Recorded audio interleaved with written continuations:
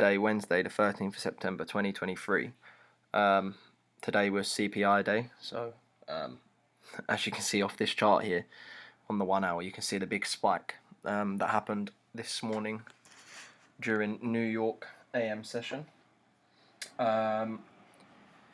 We did have a trade that we was in from the London session, and you can see that highlighted here on my chart. Going into this session, we was very bearish on the daily chart still, and with that in mind, I think we hit a nice 62% retracement level off the daily swing into the fair value gap that was set on the daily chart. So we knew Asia had taken the range, as we can see there, and when we drop back down into the 15-minute chart from the daily, we can see that overnight we had actually tapped into the 62% level. So going into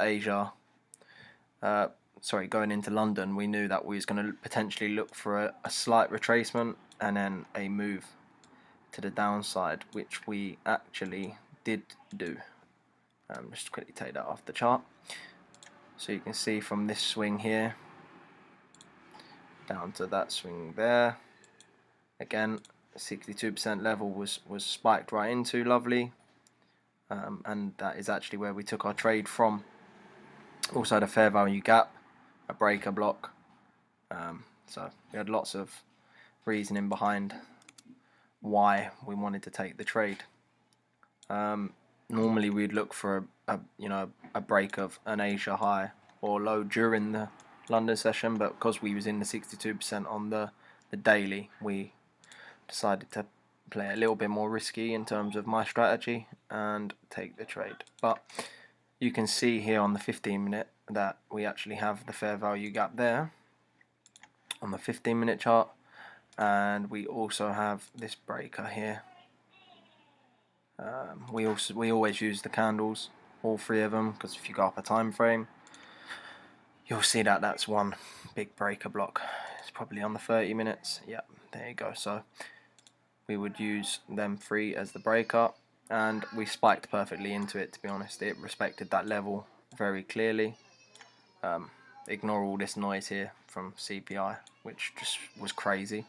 But when we look here, we took the trade off of that retracement there, and we fell down to about 1.5% profit at one point. We didn't take profit at that point. We moved stops to 1%, just in case we did retrace back down. So yeah, we did go all the way down to nearly 1.6 R, and we moved our stops to about this area here, including spread. So we was just safe if the trade did come back.